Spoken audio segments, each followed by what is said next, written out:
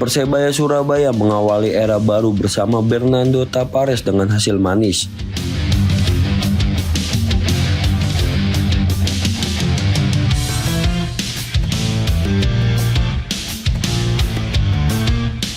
Pelatih asal Portugal itu sukses mencatatkan debut kemenangan usai mengantar Bajul Ijo menundukkan Maluku United dengan skor 2-1 pada laga yang digelar di Stadion Gelora Bung Tomo, Surabaya, Sabtu 10 Januari 2026.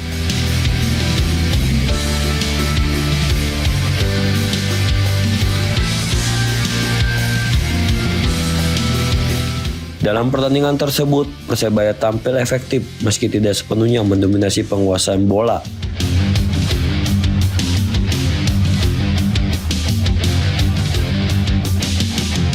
Dua gol kemenangan tim tuan rumah dicetak oleh Galih Pretas pada menit ke-14 dan 37.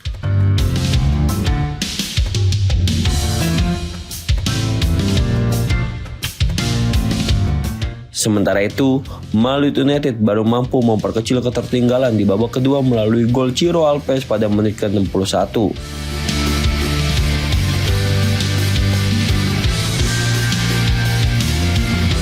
Sepanjang laga, Maluku United sejatinya lebih banyak mengendalikan permainan dan terus menekan lini pertahanan Persebaya.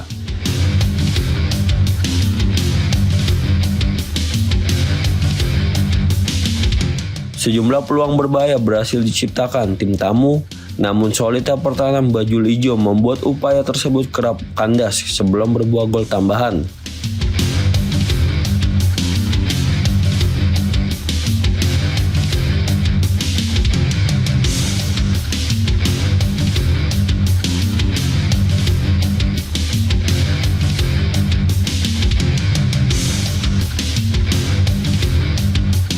Kehadiran Bernardo Tavares di pinggir lapangan memberi warna baru dalam permainan Persebaya.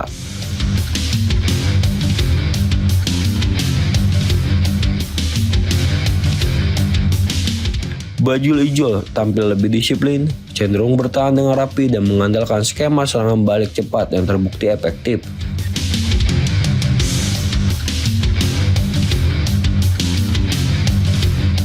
Kekalahan ini sekaligus mengakhiri catatan positif Maluku United yang sempat mencatatkan 11 pertandingan tanpa kekalahan.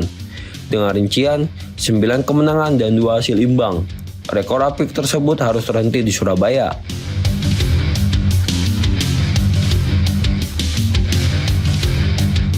Bagi Persebaya, kemenangan ini sangat berarti.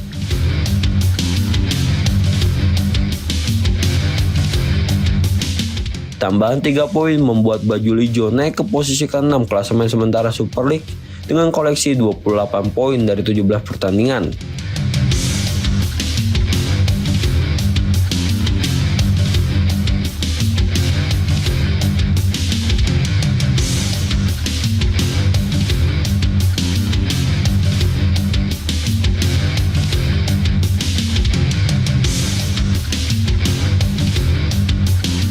Putaran pertama Super League 2025 hingga 2026 kini telah rampung, dan kompetisi akan memasuki masa jeda sekitar 1 pekan sebelum bergulirnya putaran kedua.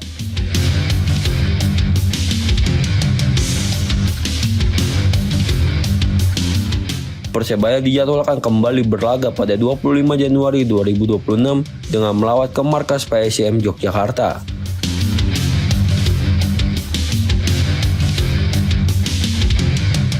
Sebagai informasi, Bernardo Tavares bukan sosok asing di sepak bola Indonesia.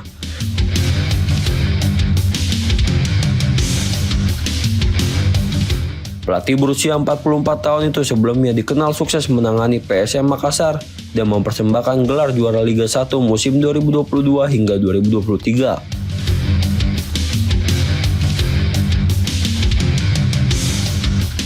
Selama mengusut PSIM, Tavares mencatatkan 5 kemenangan, 44 hasil imbang, dan 30 kekalahan dari total 129 pertandingan. Sebelum akhirnya resmi menangani Persebaya Surabaya pada akhir 2025.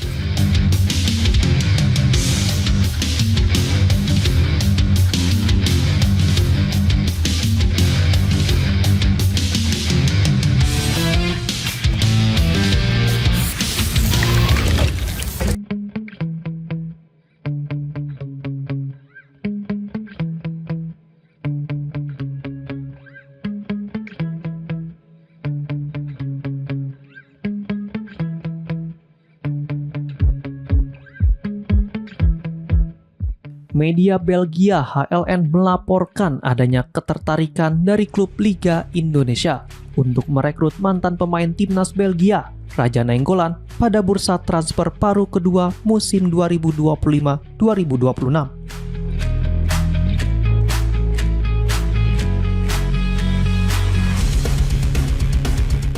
Indonesia bukanlah tempat asing bagi gelandang berusia 37 tahun tersebut, mengingat dirinya memiliki darah keturunan Indonesia dari sang ayah.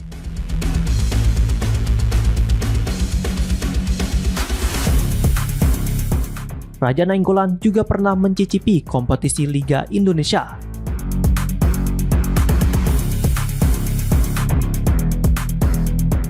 Dirinya sempat bergabung dengan Bayangkara FC pada paruh musim 2023-2024 dengan misi membantu klub berjuluk The Guardians keluar dari ancaman degradasi.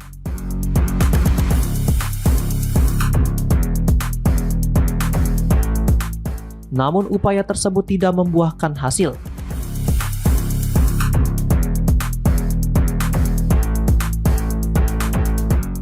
Selain klub Indonesia, sejumlah tim dari Liga Thailand juga dikabarkan tertarik mendatangkan mantan pemain AS Roma tersebut.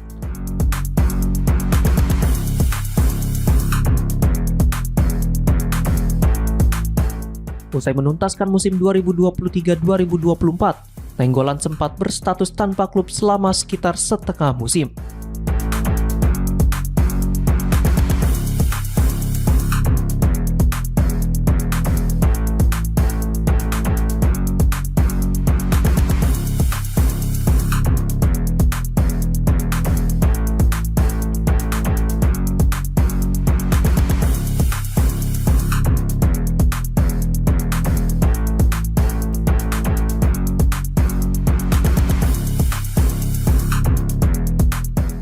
Pada awal 2025, ia kembali merumput setelah direkrut klub Liga Belgia Lokeren.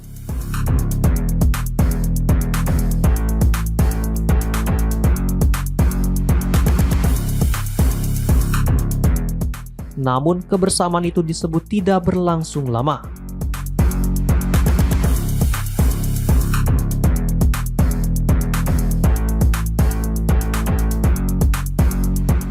HLN melaporkan bahwa Nainggolan telah mengajukan permintaan untuk pindah ke klub lain.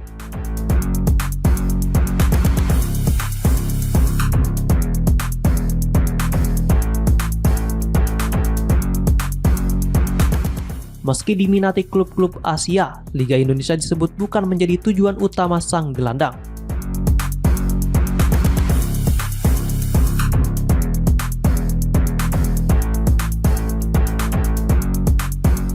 HLN menyebut Nainggolan lebih memprioritaskan bergabung dengan Patro Esden, sesama klub kasta kedua Liga Belgia, yang disebut sebagai peminat paling serius dalam perburuan jasanya.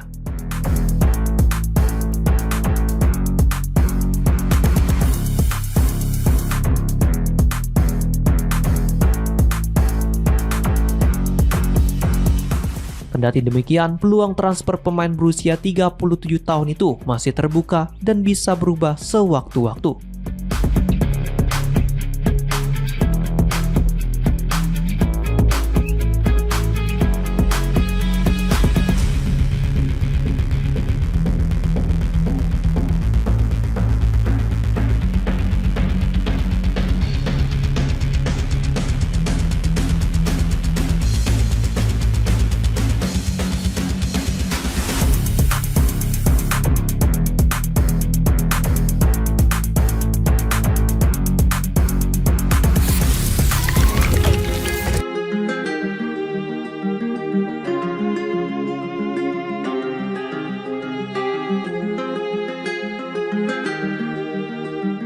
Dukungan luar biasa ditunjukkan supporter Persija Jakarta dan Jackmania menjelang laga syarat gengsi melawan Persib Bandung.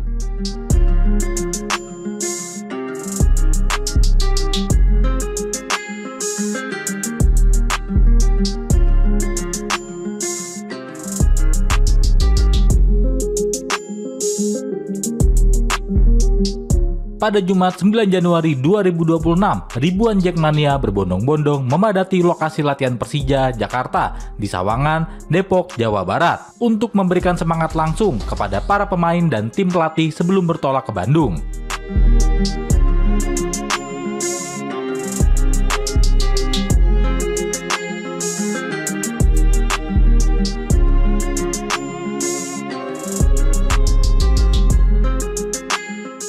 Dengan atribut lengkap seperti jersey, shawl, hingga bendera kebesaran Persija, Jackmania menyanyikan chant dukungan tanpa henti.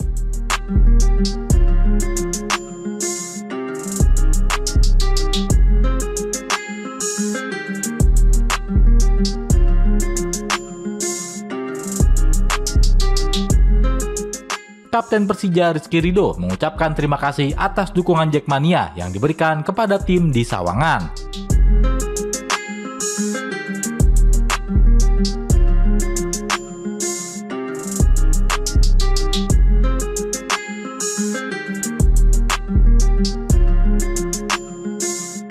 The Jackmania dipastikan tidak dapat hadir langsung di stadion saat pertandingan Persib versus Persija pada Super League 2025-2026.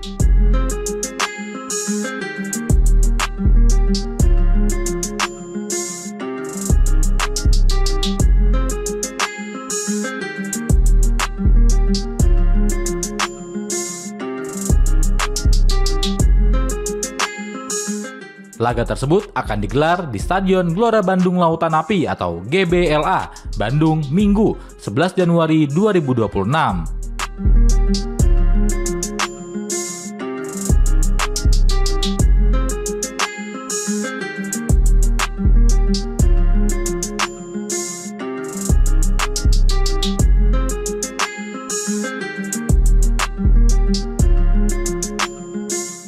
Larangan kehadiran supporter tim tamu ditegaskan oleh manajemen Persib Bandung melalui media sosial resmi klub.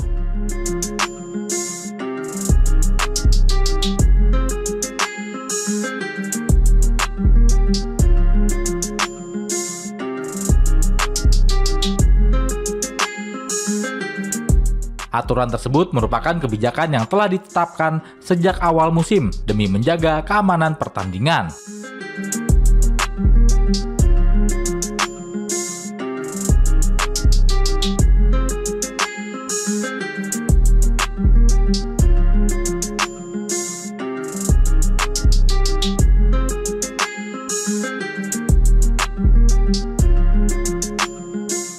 Head of Communication Persib, Adi Pratama, menegaskan bahwa kepatuhan terhadap regulasi merupakan tanggung jawab bersama seluruh pihak yang terlibat.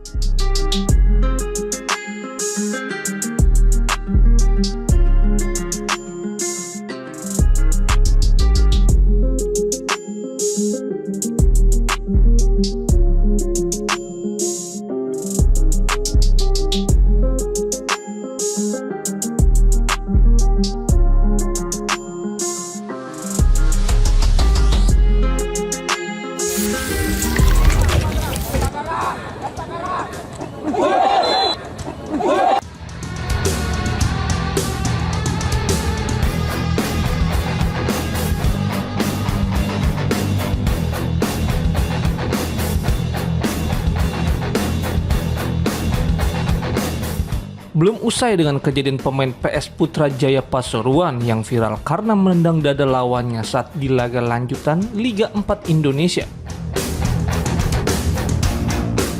Kini kembali terjadi insiden tendangan kungfu yang mewarnai pertandingan UAD FC kontra KAVI Jogja di Liga 4 DIY. Laga yang digelar pada Selasa 6 Januari 2026 di lapangan Siti Mulyo, Piungan, Bantul itu menjadi sorotan warganet. Benturan keras antar pemain yang terjadi dalam laga tersebut menjadi viral di media sosial. Insiden tersebut terjadi pada menit ke-72 saat pemain KAVI Jogja FC, Dwi Aan, terlihat mengangkat kaki terlalu tinggi hingga menyerupai tendangan kungfu.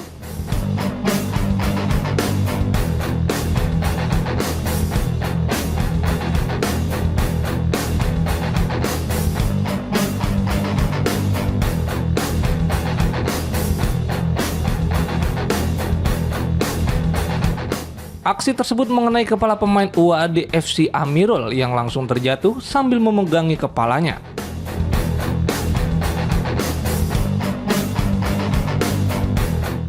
Menanggapi kejadian itu, Sekretaris Umum Asprof PSSI DIY menegaskan, pihaknya akan menindaklanjuti insiden tendangan tinggi tersebut secara serius.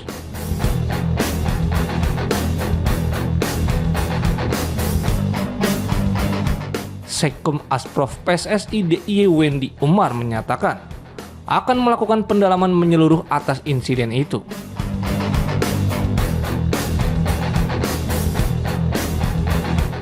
Memberikan statement berkaitan dengan kejadian kemarin. Yang pertama, kejadian tersebut adalah lanjutan dari Piala Gubernur Liga 4, Piala Gubernur Asprof PSSI DIY Jakarta, di mana kemarin memasuki pekan ke-5 yang berhadapan antara UAD FC dengan KAVI.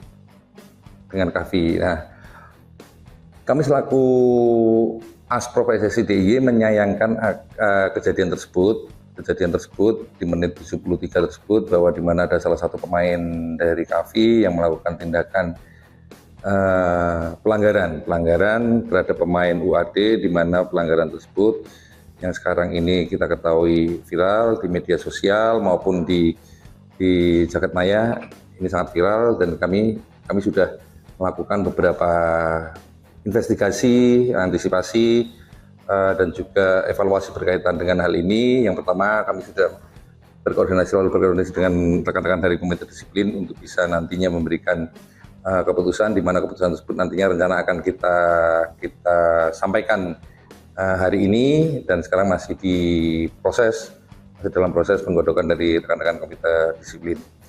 Yang kedua juga terhadap keputusan dari perangkat pertandingan yang bertugas kemarin. Pada waktu itu, pada laga tersebut, kami juga sudah menyerahkan sepenuhnya kepada Komite Wasit berkaitan dengan kronologi kejadian, laporan pertandingan, dan juga laporan dari panitia lokal yang ada di lapangan Siti Mulyo tersebut, sehingga nantinya ini bisa menjadi bahan pertimbangan dari Komite Wasit berkaitan dengan keputusan yang diambil dari rekan perangkat pertandingan kemarin. Kemudian nantinya ke depan juga ada statement resmi keputusan dari rekan-rekan Komite Wasit Asprof PSSI DIY Jakarta berkaitan dengan pengambilan keputusan dari perangkat pertandingan tersebut. Nah, nanti kalaupun ada pembinaan, ada evaluasi, ada mungkin nantinya ke depan sampai dengan punishment terhadap perangkat pertandingan, nanti kita serahkan sepenuhnya kepada Komite Wasit.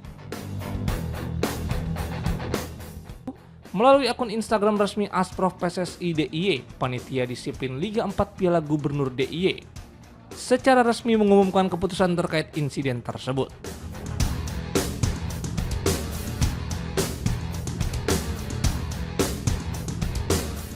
Pemain KAVI Jogja FC atas nama Dwi Pilianto Nugroho dinyatakan bersalah melanggar pasal 48, Junto pasal 49, Junto pasal 10, Junto pasal 19 Kode Disiplin PSSI. Atas pelanggaran tersebut yang bersangkutan dijatuhi sanksi berupa denda sebesar Rp1 juta serta larangan beraktivitas di dunia sepak bola seumur hidup.